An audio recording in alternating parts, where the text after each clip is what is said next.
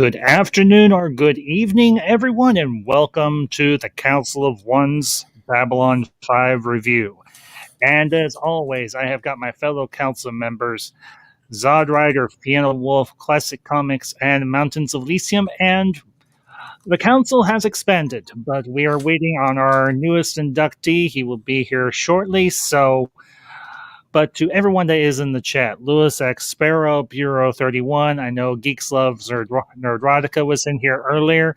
Welcome one and all, and thank you for tuning in today. And today, we are discussing the episode Passing Through Gethsemane. And I'm looking forward to a great discussion, a great stream, and my friends, my fellow council members, it is indeed a pleasure to see y'all once again. How is everyone doing? Good. Really good, actually. I commissioned some artwork for my books. Yes. Excellent. Oh, really? Outstanding news. Great.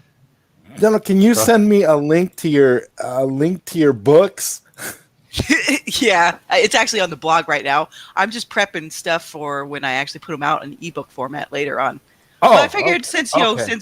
since all this other stuff has people busy, I figured, you know what, I'll put everything out there as I make it, and then it'll get reformatted later. Awesome. That's cool. That's that. So, but and yes, this episode guest stars a truly gifted and great actor. And not to say that all the other actors on this show aren't gifted and talented and wonderful in their own special way, but we got a real treat, and we had a guest appearance by Brad Dourif, who most of you know probably best from his portrayal as the Dark Mentat Hydra de Vries from the 1984 rendition of Dune, and today he plays a member of Brother Theo's Order of Monks. So. And of course, this is a awesome episode. So we'll go ahead and do some opening thoughts. I yield the floor to my fellow council members. Where would you all like to begin? With, the main storyline, I think, is the obvious one. And Okay. Brad Dourif, you mentioned he was Peter DeVries. He was the voice of Chucky also, and he made a career pretty much of playing those sorts of characters, playing weirdos and psychopaths and stuff like that. He actually was on Deadwood. He played the town doctor. That's probably the most normal character he's ever played. Oh, okay. A KOJ, it is in the chat room that you're a part of. You'll need to scroll up a little bit, but it is in there. So. Let me pop over. Maybe I need to copy and paste it. I can always do that. So hold on 1 second, ladies and germs. In the immortal words of Linda Richmond, talks amongst yourselves. I do like how once Lita comes back, everybody's like, "Oh, you're now the most important person on Babylon 5 because you've been to the Vorlon homeworld." At least as far as Londo's concerned. Makes it pretty special. Yep. But not caring about her, more in what they can get out of her, which I think plays into what telepaths do face, even the ones who go against Psychor. They're not treated as people, they're treated as weapons or tools. Yeah. And actually, I mean, we haven't gotten to it yet, but as the series goes on, I think Lita really gets a really crappy deal. She's really treated horribly towards the end of the series, I think. Absolutely. I mean, she's literally getting mind raped by a Vorlon on a regular basis. I mean, I have to concur with you 1,000% on that. I mean, she really did get a raw deal, 100%. And it's that, but it's more how the other humans treat her, in my opinion. How the crew of Babylon 5 treats her. I think they treat her pretty shitty. She gets to a point where she starts to get villainized. Where ultimately, she's one of the most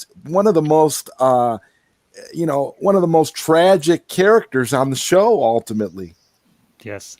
And we, of course, have our sixth member. And Lord KOJ, welcome. And very happy and proud to have you as a part of the council. So thank you for accepting the invitation.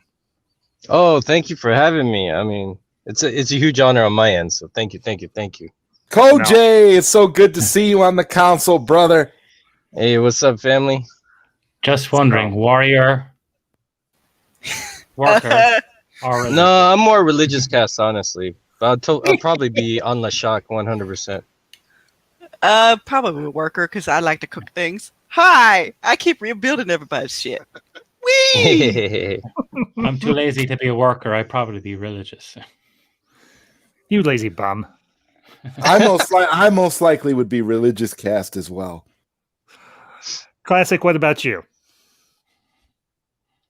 I don't know. I've been in the military, so I guess maybe warrior cast. I don't know. Hey, we need warrior cast. Yes. Okay, I'll go on and to kind of even it out, I'll go warrior cast too because I like to kick some ass. So. Hey. But KLJ, we literally just got started, so you have not missed anything really. We'll jump right into the, as Classic suggests, we'll just jump into the main storyline. As of course, with the storyline with Brad Dourif's character, brother Edward. Thank you. Yes, Brother Edward. So, I yield. As I said, I yield the floor. Let's dig that in. Man's unfortunate past that he did not realize he had. Mm-hmm. Yes, I kind of sympathize with it a lot. Yes. I wonder if we saw him. Sorry, I cut you off there. Talk. Oh, no, go on.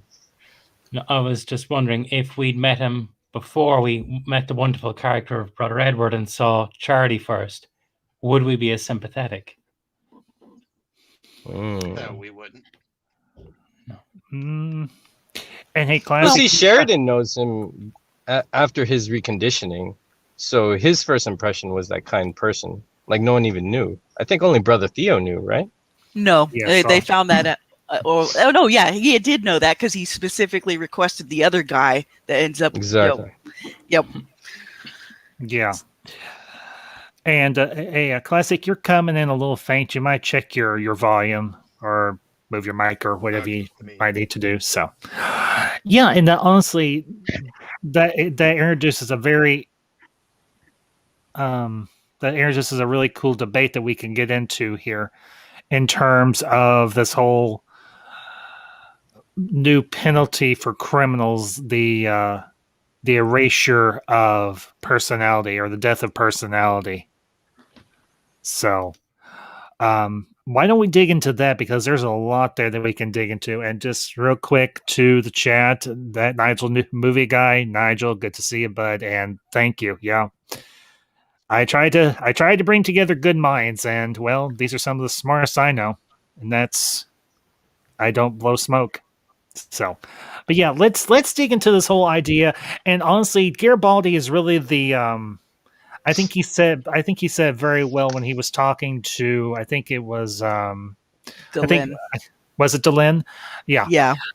Yeah, because he was following that one case. It was actually the criminal that ends up becoming a part of Brother Theo's order at the end of the episode. And this whole idea of, well, instead of the death penalty, we erase a person's mind and we give them a brand new identity and place them where nobody will ever discover who they are or what they did. So there's a real ethical question here. Is this any better than just the death penalty? Honestly, in this case, I definitely would stick with the death penalty instead because one, even Talia, in the previous season mentioned, doing deathbed scans was horrendous for telepaths. Can you imagine trying to rewrite somebody's mind and having to sift through all that junk? Yeah. It's like, ugh. Although I think there's a machine or something that does that because in season 1, the guy Carl Mueller was basically Charlie before the personality wipe, and he was a complete evil psychopath. And even although, to be fair to Garibaldi, even then he was saying that guy should be spaced.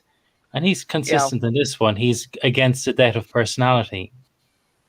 However, meeting Carl Mueller, you go, yeah, that guy is irredeemable.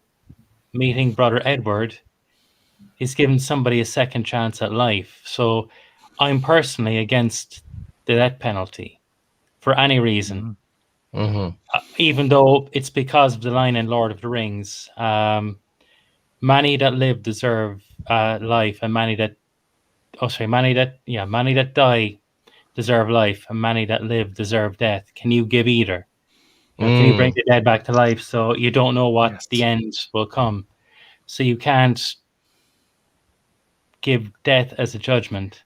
And do you want to leave somebody who's basically psychotic living as that psychotic for life, or give them a second chance at life when maybe a new personality would make them productive, make them happy, as Edward clearly was before he found out his past?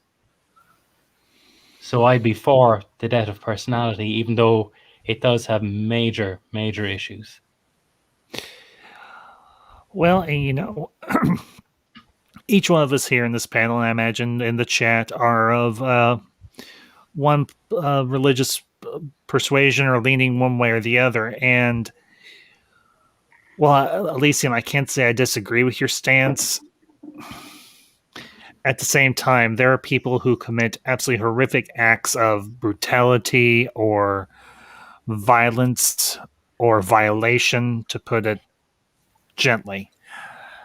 And you have to ask yourself, which is better? Let that person live and let the victims, or the victims of the families, the families of the victim, know that that person is going to spend the rest of their life pretty much remorseless, because unfortunately in some extreme cases, and I mean this extreme, they're going to be completely remorseless about what they did. And they're just going to get three squares in a cot for the rest of their life, or however long their incarceration lasts. So it's a tricky thing. It's a tricky debate, and I think it's hard to parse out which one is better. And I think, honestly, in this particular context, the answer is it's left open to debate, to be honest. Well, and in this episode doesn't even say which choice is the ultimate correct one. Yeah. But that's really up to the viewer to decide, are they more in line with what Garibaldi's thinking? Even Edward was like, am I absolved of sins because I didn't remember them? Yeah, and Brother Theo, that's a novel idea, isn't it? Yeah. Well, this gets into a lot of theological discussion, and I don't know how much you all want to dig into that sort of thing. I can give you my perspective, and y'all can either agree or disagree, and I won't be offended either way, honestly. The thing I would say is this. The Lord is all-knowing. The Lord is all-seeing. And when we stand before him with nothing in between us and him, I'll put it in this context. When Edward is standing before God, whether he is absolved by Brother Theo or not, the Lord is going to be able to look into Edward's mind, and he's going to be able to communicate to him and say, are you truly, now that you know what you did, are you truly repentant, or are you not? Because for those of us that are of the Christian community, of the Christian faith, whatever denomination we might be, if we all believe that God is truly omniscient, I'm of that mind that he is, then he's going to be able to truly look into Edward's mind and say, yes, I believe that you are truly repentant, and I do absolve you.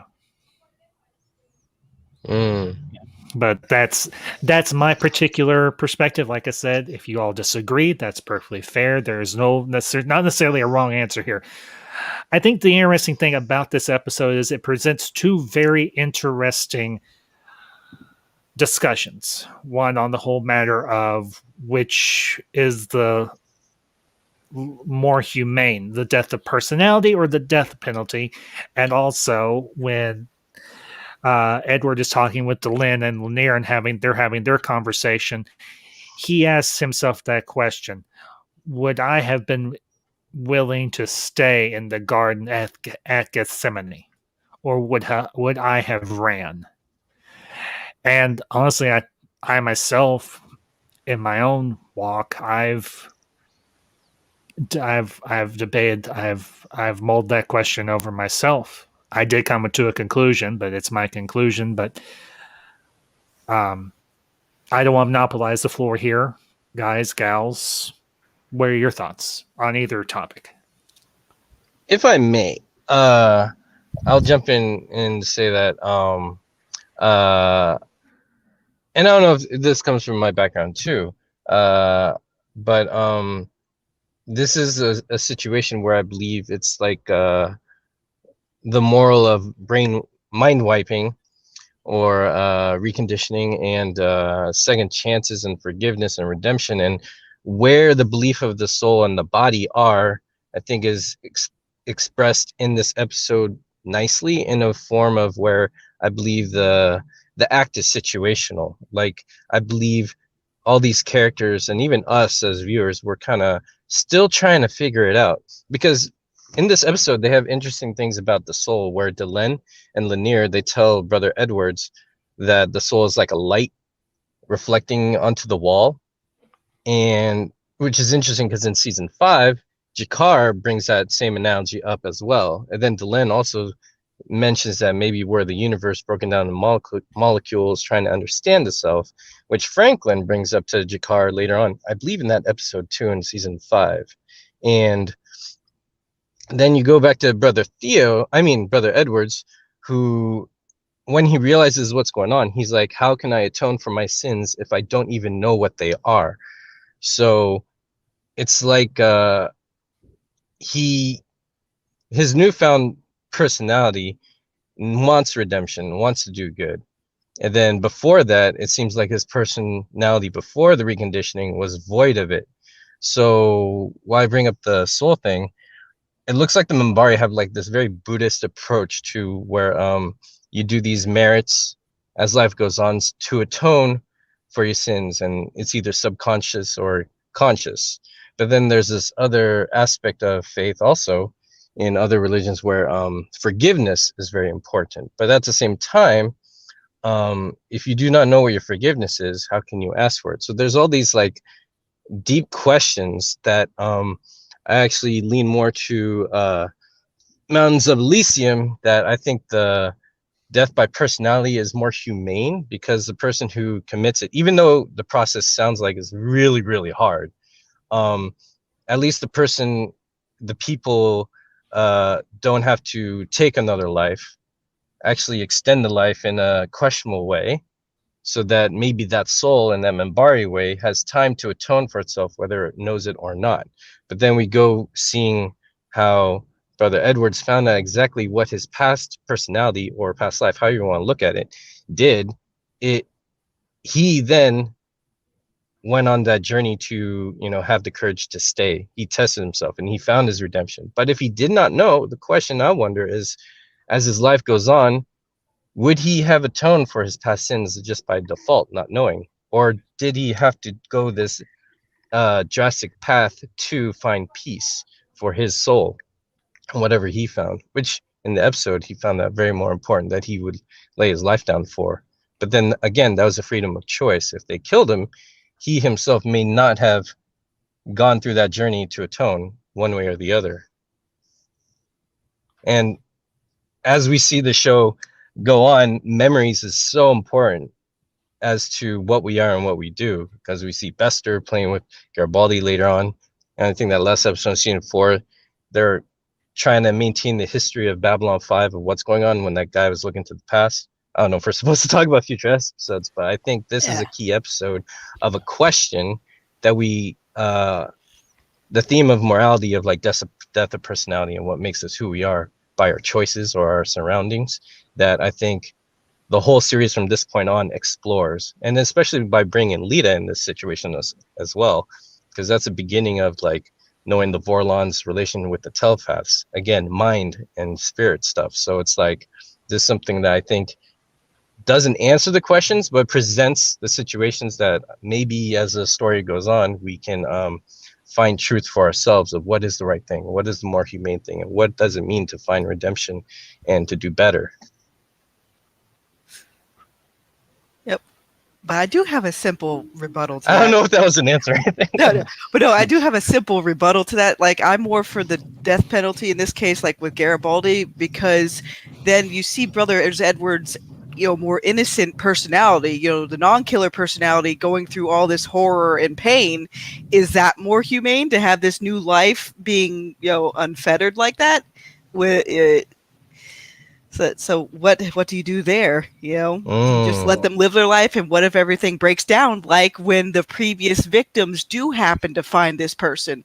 Because I imagine that's happened more than once, and then once the guy comes over to take him out, the other one's got chicken. They're not going to do what I'm willing to do, but I'll do it. Because eventually because if they find out this reprogrammed person is still out there, they're going to go after them. And then you'll create more cycles of like, they're going to kill them or somebody else is going to die, and it just compounds itself. Yeah. That's just how I see that part. Oh, that makes sense. Sure. Because in a way, his reconditioning is by a set standard from someone else or a society put onto him. So would that be even fair, whether it's good or not? What does this say about the reality of using mind wipes as a way of conditioning people? That's like the bigger, the bigger question there. Because again, does it say that the person who received the conditioning is actually deep down the person who is that person? Is he deep down a good person because he was just corrupted by other factors in his previous existence? See, that's the whole point. Like are we all? So the big question is, are we all essentially good initially, and then we just get corrupted by other factors as time goes on? Well, that's an issue that even philosophers and psychology wrestle with. But I mean, I'm talking about like I'm speaking about in terms of the episode, in terms of the way it's presented to us in the episode. Yeah, I mean, what stance is being taken in the episode? The episode is essentially saying, well, yeah, so essentially you're governed by your passions and your angers and your hatreds, and you're corrupted. That could happen to anybody, even somebody who decides to become a monk and join Brother Theo could become corrupted in the same way due to something bad that happens, or something that, traumatic that could change this person and drive them away from their faith. So my whole thing that I'm questioning is, what's the difference? It's not like people, didn't have valid reasons for being as angry as they were, or didn't have valid reasons for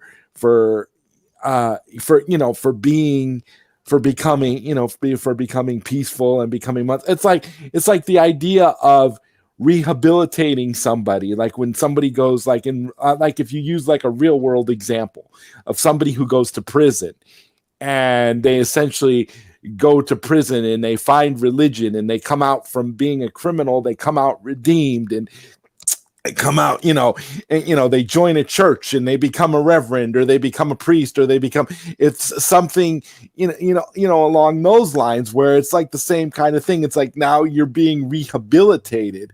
So now, have you changed as a person, Or is this always who you were from the beginning, and you were just, again, corrupted by the outside factors of your life at that time?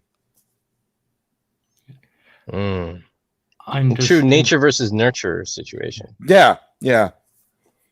I suppose one of the reasons why I'm mentioning why I'm so against the death penalty was that my grandfather was under threat of a death penalty during the War of Independence. And it was simply because the government at the time didn't want Ireland to have its independence, and those who fought for it were liable to be shot summarily or killed in custody or executed. And he was told if somebody died in fighting that day, he would be executed. Now, luckily, he was taken into custody by the army and taken away from the paramilitaries before they found out that there was somebody killed. And had they found out 10 minutes before, he would have been lined up against the wall and shot. It's one of the reasons why I'm against the death penalty for any reason. Now, PR31 made a really great point that it's scary to think the death of personality is humane. I don't think it really is, because I wouldn't trust anyone with that power to decide, well, this crime is worthy of death of personality, because there's not a single politician or anyone I would trust to decide who should get that. I think life in prison is the option over death of personality or the death penalty. But as a system, if you had to choose death of personality or execution, I go with what I consider the lesser of two evils, which is the death of personality. I'm with you on that too, because sorry, go on. No, that's I was pretty much finished. I was saying because I don't trust anyone with the power to be able to wipe somebody's mind. A politician of a certain political persuasion, or people who decide you must think my way, could use that very thing to take their political enemies, if they have power, and switch them around. And that's not good in any way. Yeah, I agree. And to piggyback off of your what you said is like, I don't know if we're just supposed to talk about other shows, but in season 2 of Krypton, they actually did somatic reconditioning, which is death of personality, but it was used by General Zod, who was in charge of Krypton at the time. So he used it as propaganda. If you didn't agree with him, he just mind wiped you and reprogrammed his propaganda into you, kind of like what they did with Corbin Phoenix and Demolition Man. You know, they just put stuff in there. So I would choose that as a lesser of two evils. But just to backtrack a little bit, I think like see, it's weird. So at work, I see a lot of patients who have dementia and Alzheimer's, and it's kind of surreal or not interest, but it's kind of eye-opening and wondrous in a weird way to see that at the end of some people's lives, they slowly forget everything in their whole life, and then they're just kind of a vessel, maybe like what the Minbari say, your soul. So I think, like, I agree with you. Like, if it's a death penalty or death personality, I would go with death of personality, but I'm still, cautious of who's in charge to cause that and what would they add into it. That's another issue. But because I feel like, I kind of agree with the Minbari logic that the soul is its own kind of thing, and we are kind of just vessels for it, taking care of it. So the longer the vessel can be alive, gives the soul a chance to grow and nurture in a healthy way. And I think that the death of personality, takes care more of the soul in a more humane way.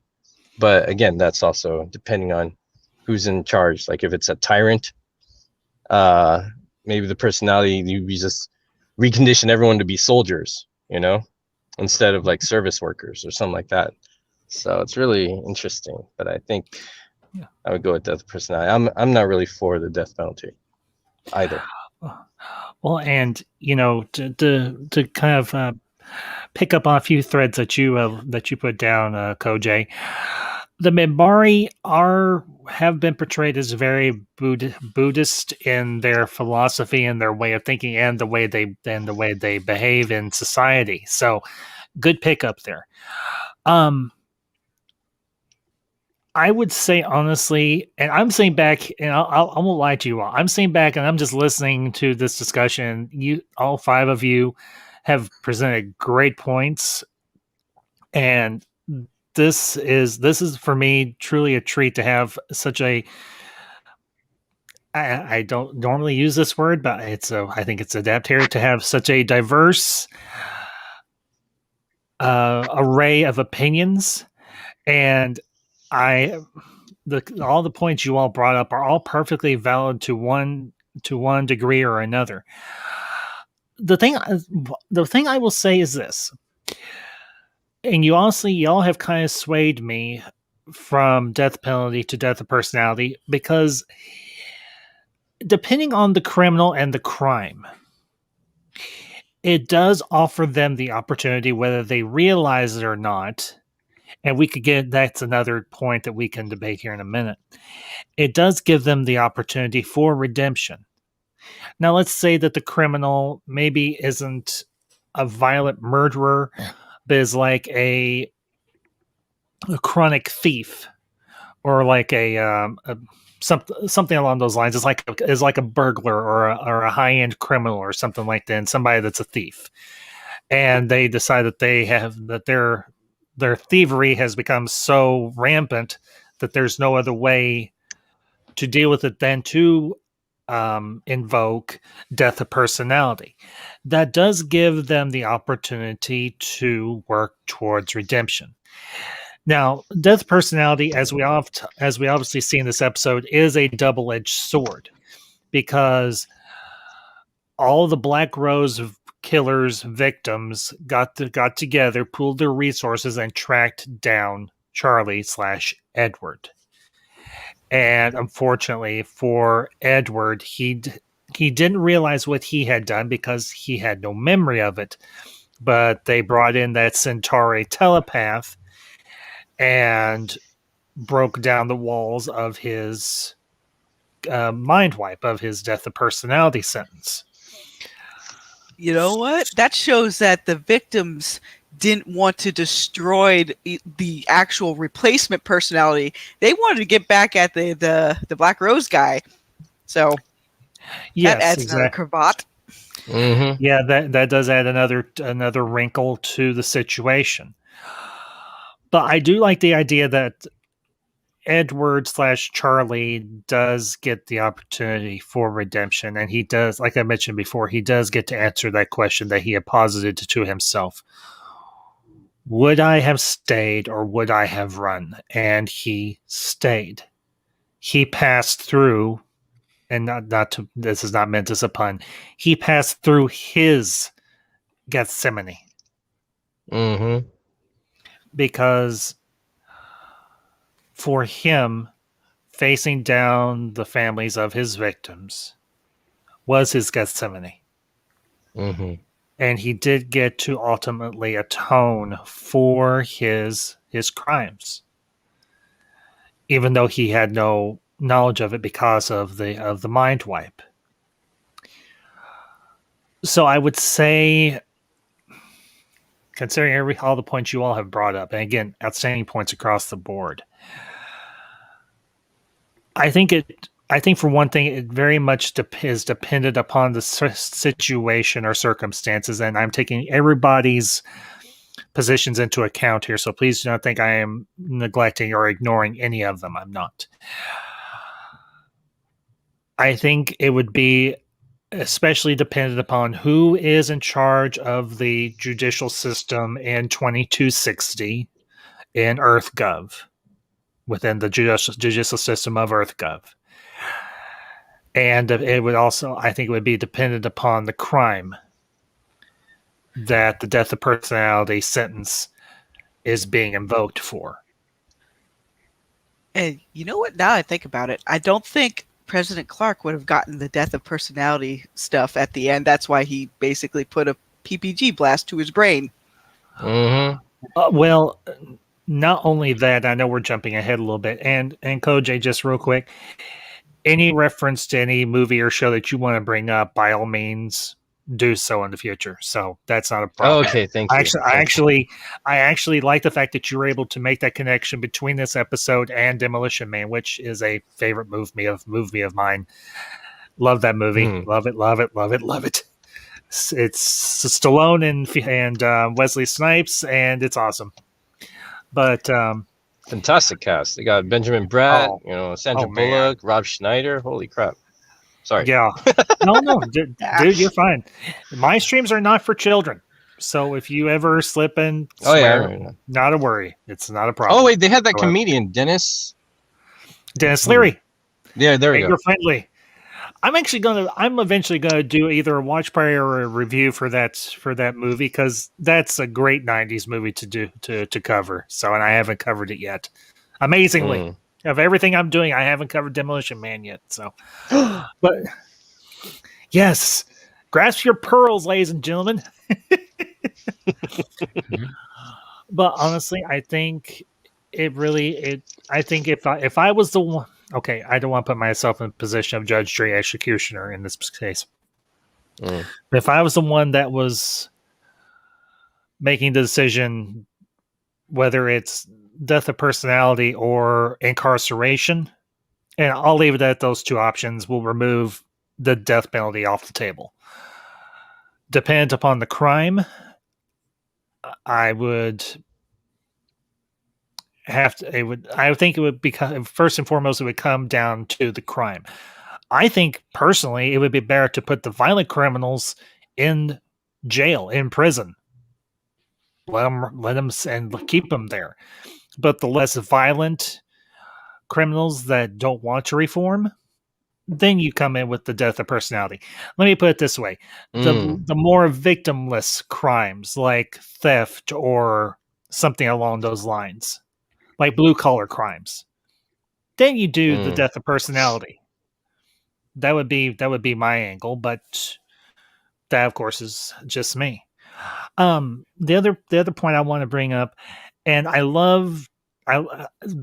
one of my favorite scenes in the episode is when Brother Edward is talking with Delenn and Lanier. Although I'm a Christian, I like their explanation for how they perceive the universe, and it kind of ties back to something she said before: is we are star stuff, we are the universe made manifest. I've always found that idea very intriguing, honestly, because if they believe that if the universe is sentient, which you can make an allegory or a analogy for, God is the universe, and we are manifestations of, in their way of thinking, the Minbari way of thinking, they are the universe trying to figure itself out, and it's broken itself off into billions or possibly zillions, that is a real number, zillions of pieces, to try and explore the various aspects of itself. And I thought that was a really cool and a very intriguing and very well thought out way to understand reality and understand the human for lack of a better term, the human condition. So, and I'm gonna bring up Beer 31s. Guys, any thoughts on anything I'd said just there, or what have you?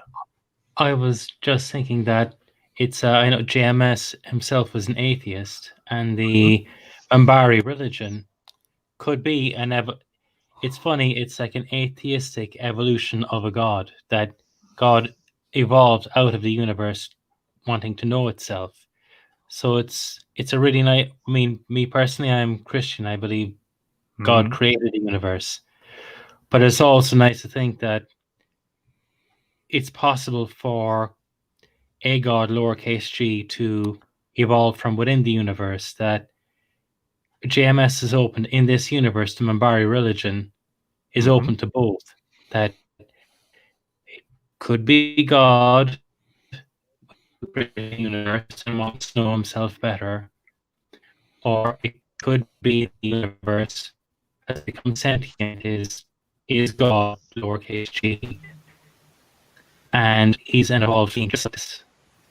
It's an interesting universe to look, and not black or white. It leaves so much open. Yes. If you get what I'm saying. Yes, I follow exactly what you're saying, Elysium.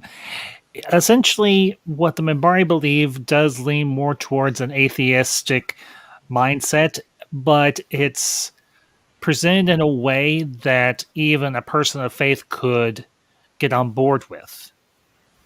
It's a means of finding a middle road where both sides can come together and debate the whole concept of where did everything come from and where did we come from, and both sides have a bridge to the other side where there isn't antagonism between either one. It's civil, it's rational, it's reasonable, and it creates a place where dialogue can take place. That for me has always been one of the most important things about trying to have dialogue with people that are not of any type of religious belief, or might be of a different religious, or might be from outside of the Christian Catholic community. And I do use that particular structure deliberately, because obviously there are other types of religions within the world besides Catholicism and Christianity. I mean, there's Buddhism, Hinduism, obviously Islam, and so on and so on and so on. I mean, if you remember the episode back in season 1 where they're having the cultural exchange, and Sinclair brings in all those representatives from all the major Oh, I faiths. love that episode. Yes. Parliament of same Dreams. Here. Parliament of Dreams. It was that. Go ahead, Elysium. So no, it was just interesting how the monks, how Brother Edward is portrayed, is what the Catholic Church did in Ireland. The monks, and actually Brother Edward's order, is, I believe, Irish in origin. The monks here came and wanted to learn how we knew God. They didn't they tried to convert the Irish by learning the existing religion, and looked for connection to see, well, how did God manifest himself here? And then use that to bring people to the faith, which is pretty much what the Brother Edward and the monks are doing here. They're not forcibly converting. They're learning, how do you know God? How do you call God? What do you call God? And what is your faith? What, and like the Len said, not the doctrines, not the thing. What is the core element of the faith for you? Which I thought was a beautiful way of putting it. Strip away everything. What is your core belief? Defining moment, I think she said. Yes, that's it. Yeah, and for him, it was obviously Christ's debate, whatever way you want to term it, in the Garden of Gethsemane the night before, after the Last Supper. And honestly, of all the moments in Scripture that JMS could have picked, he picked that one. But honestly, I think that was a pretty good one, not just for the purpose of the story or the episode per se, but it does present a interesting debate. Because, and as Brother Edward said, I went through my Gethsemane. I figured out how would I have reacted, and I stayed just like Christ stayed. And there's always been this debate within the Christian community and amongst biblical scholars and, well, people like myself who've just gone to seminary and are of the faith. How would we behave? How would we have conducted ourselves? Would we have ran, or would we have stayed?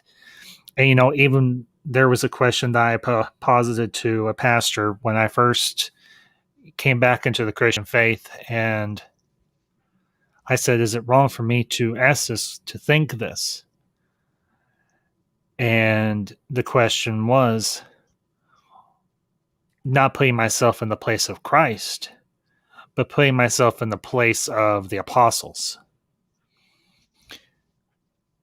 Would I have been like them and ran, or would I have stayed and said, whatever you do to him, you do to me, even if it means my death?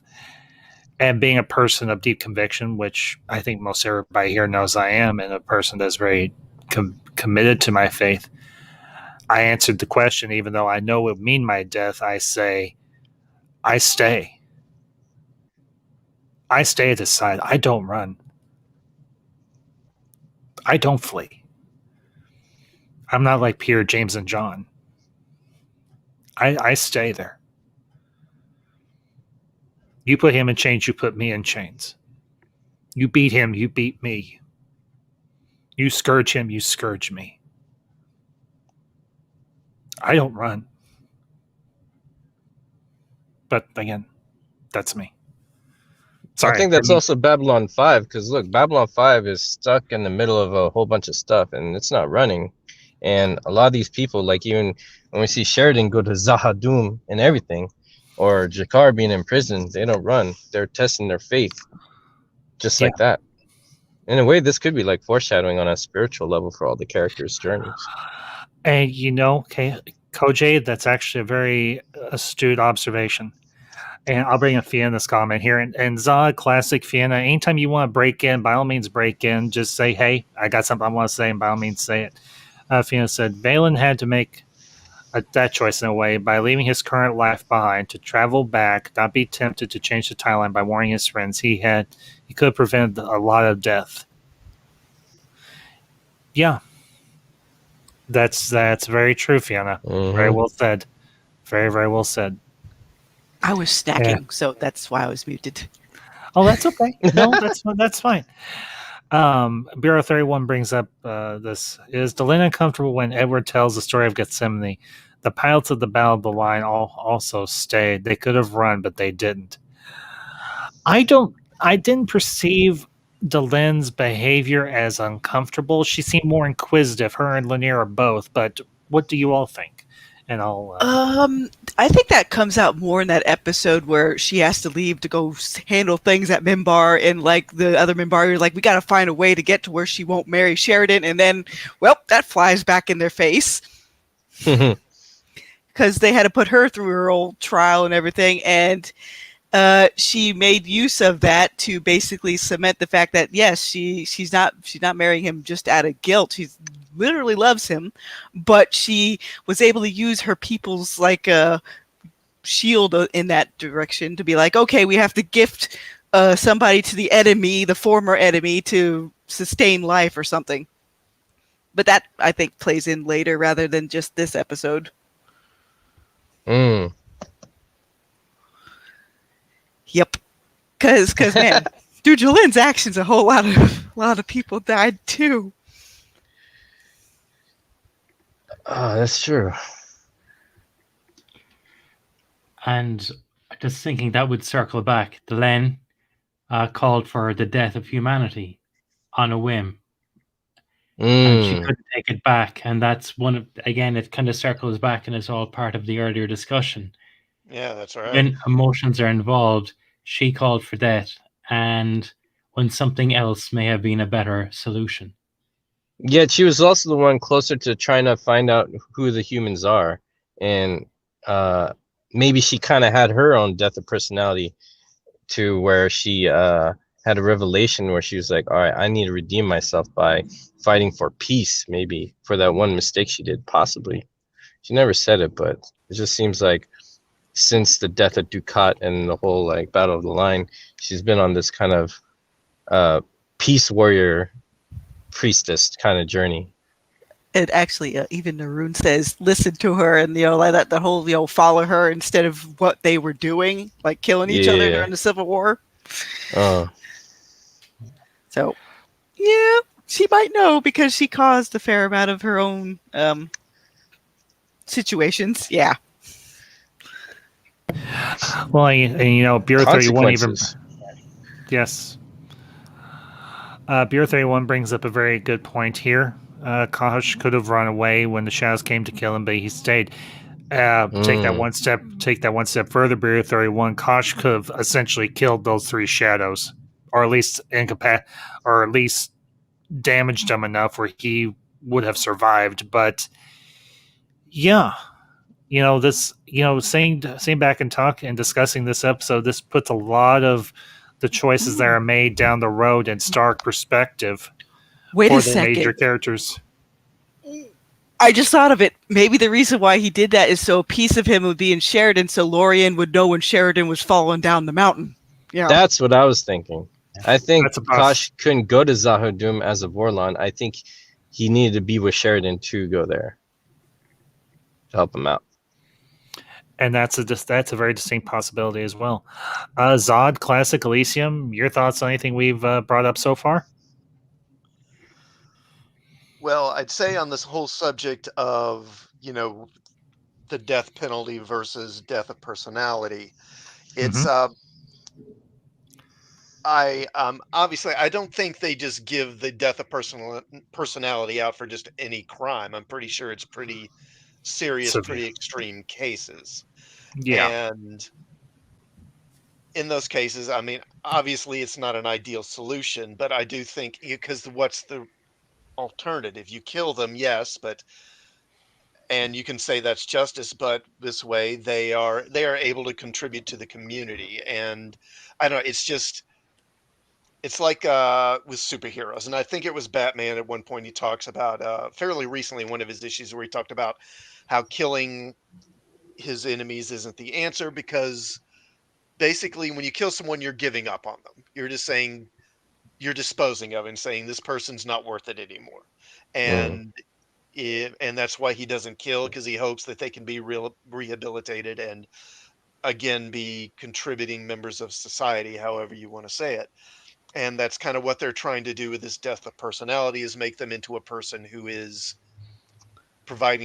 making a positive impact in their community and that sort of thing, because they're sort of, their new personality is sort of programmed to serve. Now they don't have a choice in that, but the alternative again is that they cease to exist. And I think it is a good point in this episode that I suspect that Straczynski is probably against the death penalty but at the same time, he doesn't lay out that this death of personality is really the best solution either. Has anyone seen A Clockwork Orange? Yes. Because it kind of treads on a similar ground with the main character is a violent criminal who has undergoes basically sort of behavioral alteration to make him harmless. And again, but then it kind of poses, is this the right thing? Is this the way this should be handled? That's what I'm thinking. Maybe the death of personality is more exercised when it's like a mental clinical issue, because there are certain criminals who aren't doing it because of a lack of empathy or a guilt. It's actually a habitual thrilled desire to assault or hurt or rob someone, and they're actually kind of addicted to that action. Death of personality, I think, would be more applied to those type of individuals rather than the crime. Maybe it's more about the criminal mind and less the crime itself. Hence why it's probably all situational. Possibly. I don't know. I think there was an episode of Voyager where they had something like that. There was a hardened criminal who was basically a murderer, no empathy, but Voyager's medical procedures were able to cure that issue for him, and then he suddenly could feel, oh my God, what have I done? Mm. Well, in his case, sorry, Ambassador. No, you're fine, Elysium. You're fine. Go ahead. No, I was saying, in his case, you don't want to kill someone like that because he was compelled to do it, not because of, we call it evil, but because he was just incapable of, not doing it. And in some case, sorry. The only thing I was going to say, and I'll let you pick back up. Essentially, it's a chemical imbalance in the brain. It's not, they can't function normally like everybody else can. It's not so much, it's almost like schizophrenia or some sort of neurological disorder that causes them to be violent or to, well, just we'll keep it simple, to be violent. So in that particular case, if you're able to fix the imbalance, then they would become a normal functioning member of society. So go ahead, Lysium, please. I think that was in some ways what I was getting to. In that case, would he willingly undergo a death of personality because he now knows what he's done and he has to live with that? And the personality who is now free isn't really guilty, but he's going to have to serve the time for what he's done. Would it be... I haven't seen the movie, but the show is Eternal Sunshine of the Spotless Mind, where I was thinking wipe his memory. Would it be kinder to wipe a memory, or say, like, you've hit your head, you've had amnesia, he's no memory? Would it be kinder to do something like that and leave an essence of the new personality in place? I never trust anyone to decide you should destroy someone's real personality. Yeah, that's an excellent point that you're making. I mean, I look at it almost as if, our memories and our personality is who we are. So, there's certain, ethical implications about why, memory wipes and mind wipes should never even be considered. I mean, it's incredible, good or bad, you are what you are based on, the sum of your experiences and your memories and your essence and your decisions. All of that should be left intact. You have free will. You decide what you're going to do. You decide where you're going to go, how you're going to conduct yourself. And ultimately, I think a mind wipe, is only good for, say, like, say you want somebody to be under your control, if you want to shape somebody, if like society wants to shape somebody in a certain way. I don't think it necessarily will redeem a person, ultimately, like in this episode. I think this episode was actually a good example of why mind wipes would not be a good thing. And now that I think about it, poor Lita, as you get through the episode and Mr. Franklin's looking at her, it's like, wow, you're in such great health, and look at all this extra. Like, how did they fix what? Because they fixed her internally, but then at the end of the episode, when you see she's a vessel for Kosh now, it's like, what other things did they do to her? Did she give their consent, or did they use like any kind of coercion on her or influence? Because she was drawn to them too. So I always wonder for Lita's character, is that her fascination and admiration to them, or is that just a leftover remnant of when, the Vorlons created the telepaths and such? Well, I think the fact that she actually touched Kosh's mind, and if you remember back in, I think it's in season 2, before she leaves for Vorlon space, and she's like, I am compelled to go there. I need to go there, and I will get there. And obviously, ultimately, she does. I think it has more to do with the connection that her and Kosh share more than anything else. And I think what she did of her own volition. I think she did of her own free will. Now am I saying that there wasn't some sort of conditioning that was programmed into telepaths, or human telepaths in particular, or maybe the telepaths of all stripes, that they are compelled to obey Vorlons? Maybe there is. But something gives me the impression that Lita, the choices that she made when she was in the Vorlon home world, she did so willingly. And she came back to work for Kosh willingly because of their connection. He realized how much value and how potentially beneficial she could be to him. So something tells me that a bargain or an arrangement was struck between her and Kosh, perhaps specifically. Oh, I believe that too. Yeah. Here's one other thing. So how many times will we see Lita on screen in the future? How many times is Kosh with her? That's that's a very good question. I mean, up until a point in season 3 where Kosh is destroyed, sadly, which sucks. I hate that part. Gets me even to this day. You could see how he exits, from Lita, that he is being very gentle, and then when you see evil, pissed off Vorla and Yulkesh do the same thing, it's like, zoom, gotta go fast. I'm like, oh god. And then you see like where her eyes look like they're about to burst or something. I'm like, holy. So her eyes are all sunken in. Yeah. Yeah, that's an evil Vorlon, man. Or is that a normal Vorlon? They did make a planet killer. Well, and here's the question. Did Kosh know about the planet killers? Because there's more than one. We know this for a fact. Mm-hmm. I mean, the Vorlons are amongst the most powerful of the first one races. So, I mean, obviously, the Shadows had created their Death Cloud planet killers, and of course, the Vorlons created their mobile, somewhat more compact Death Star-esque planet killers. And obviously, there's more than one. Mm-hmm. I would imagine that the Shadows have more than one. Now, the question is, did the other first ones, and of course, this is a discussion we can get into once we get closer to those episodes as well. Exactly how many planet killers did the other first ones create planet killers of their own? And if so, why did we never see them, or did they take them with them when they went beyond the rim? We don't know. That's, and that's the truly fascinating thing about the first ones.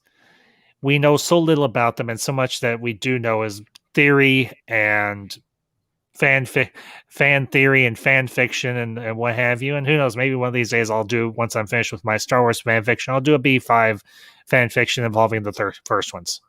It can happen. It can happen. I have a B5 fan fiction too.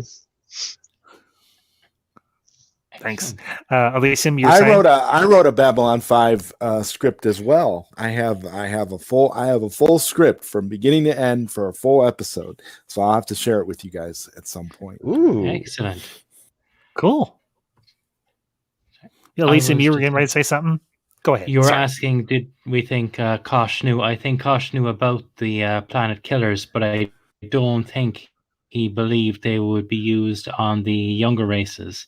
Because the third space aliens, I think they had those ships to fight against an incursion, because there was, I do believe, I haven't seen third space in years. I do believe there was an incursion or a war millions of years previous, and the Vorlons would have held large weapons like that in reserve against such an incursion.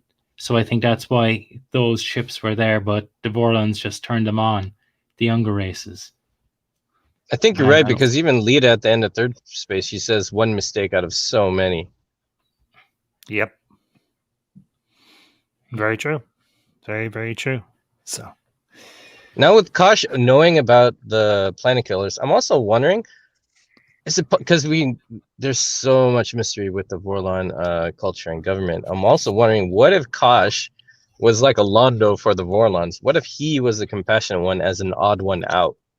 And he went to Babylon 5 in the same kind of manner as like Londo was. Like, how many share his like beliefs? I wonder. He does seem like to be a bit of an outlier among the Vorlons. It seems like the others are much less disinterested in the other races as people, and simply as kind of a means to an end. Well, that and the end of the Shadow War kind of just shows that they're both stuck in their ideology so bad that they got tunnel vision. They can't see any other way other than their way. Very true. Well, and I always got the impression that maybe when Valen was interacting with the Vorlons, maybe they let him see behind the curtain a little more, and maybe that's where he got the whole idea for the Great Council. Maybe the Vorlon government, however way it functions in a similar way. Maybe they have castes as well, except all the castes are equal. They're not looked upon as unequal, but, well, as Yokesh says, we are all Kosh. Maybe they're all interconnected in a way that we can't really fully understand. But maybe if you look at Kosh's encounter suit and you look at Yulkesh's encounter suit, they both bear a very distinct design aesthetic, and you almost get the impression that Kosh might have belonged to the religious caste, in a manner of speaking, of the Vorlons, whereas Yulkesh was of the warrior caste of the Vorlons, and maybe they did have maybe they didn't have a worker caste. We don't know, obviously. I mean, hell, we don't even know what I imagine there's probably fan art out there of what the Vorlon homeworld looks like. I mean, obviously we get to see what Zaha looks like, at least Zaha once upon everything, subterranean version of it. But we have never. Go ahead, Classic. In the Straczynski eventually published the I believe all the teleplays for the series. And in one of those, it mentions there's some ancillary material that mentions that the Vorlon homeworld is a giant space station. Actually, I don't know if he kept that.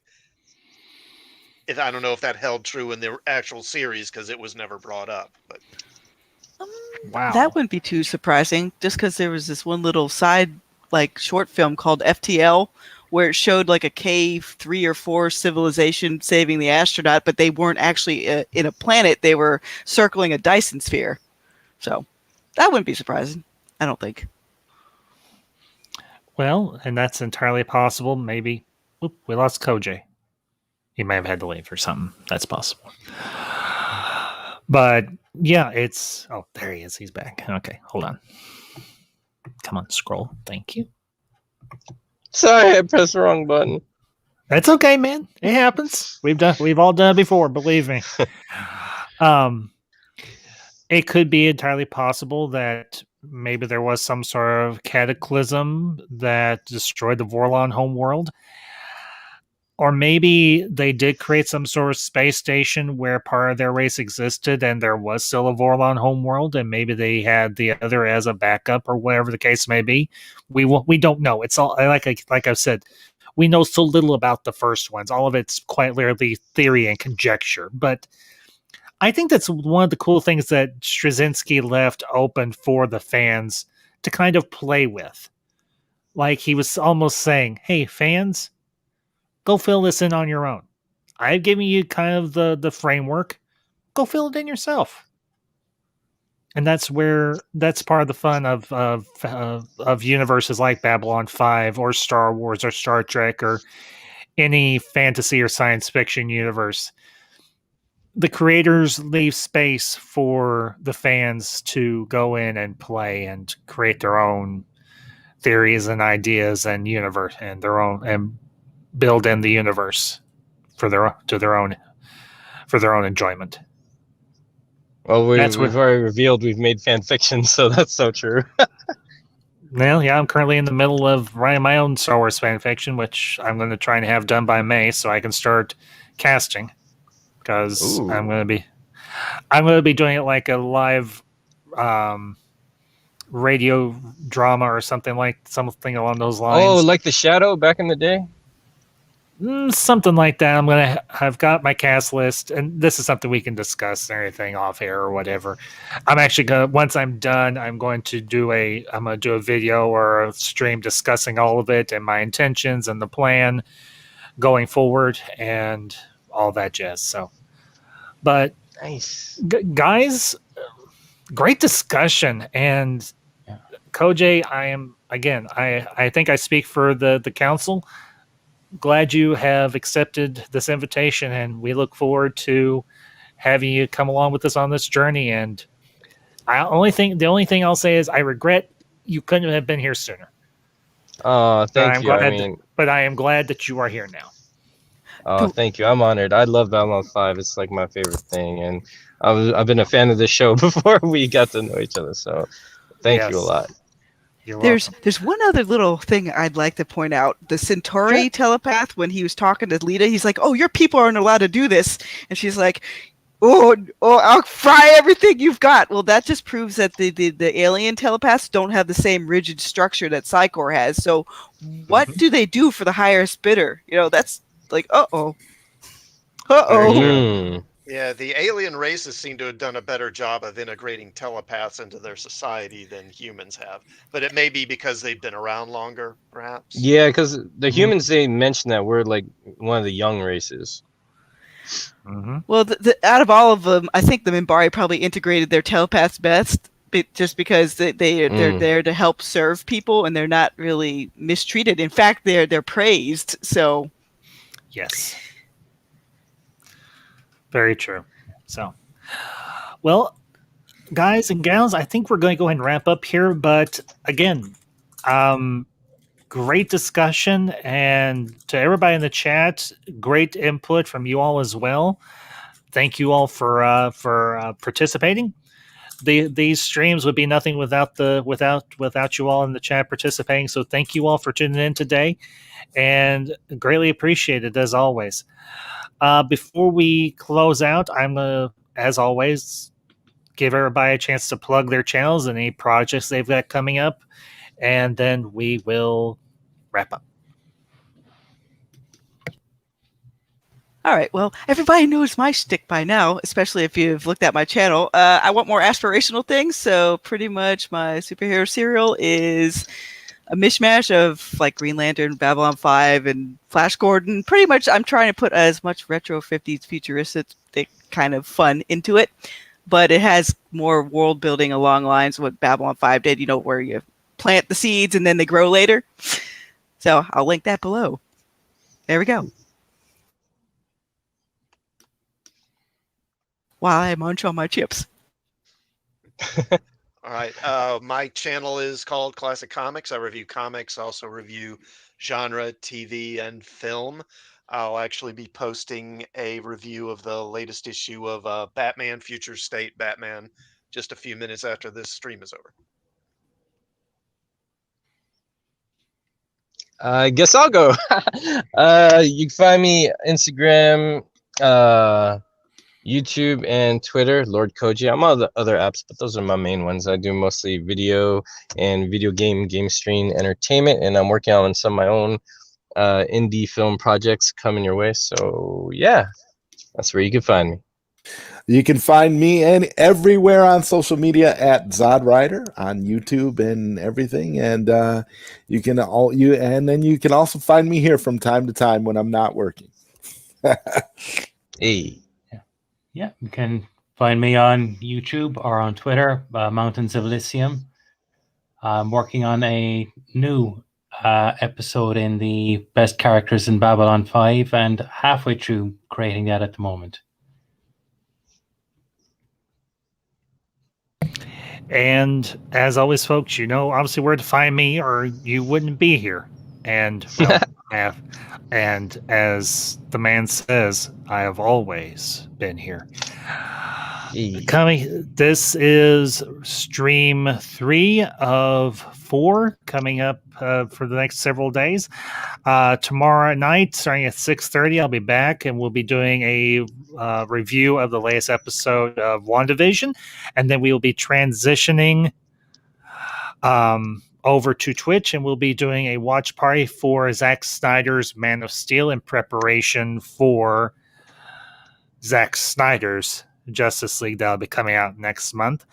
I am also playing around with the idea of doing a live stream discussion of all the teasers and the trailer that will be dropping on Sunday for Zack Snyder's Justice League, so I will keep you all abreast of that as well. Obviously, Sunday is Valentine's Day. I will be spending some of my time with Madam Ambassador, but I might try and squeeze some time in there. Being the geek much as I am, she'll probably be tolerant and go and be an understanding and go, yes, honey, go ahead, go do your reaction about Zack Snyder's Justice League. So. And then, of course, coming up next week, we'll be starting this whole crazy train over again. Next Friday, be back with the doubleheader of obviously Babylon 5 and Batman the Animated Series. And then next Saturday, we'll also be doing another watch party for a first-time watch through for myself of Zack Snyder's Batman vs. Superman Ultimate Edition. So, yeah. And then to wrap up this month, the last Saturday, which I believe is the 28th, I'll be restarting continuing my director's spotlight streams, and we will be discussing the movies and career of one of the true greats, the one and the only Steven Spielberg, and that will be at 7 p.m. Central Time. So, and of course, you can find me everywhere on social media, obviously here on YouTube, on Facebook, on Instagram, and obviously on Twitter. So if you need to get a hold of me, you know how to find me. So, but I want to thank everyone, and I want to thank the council.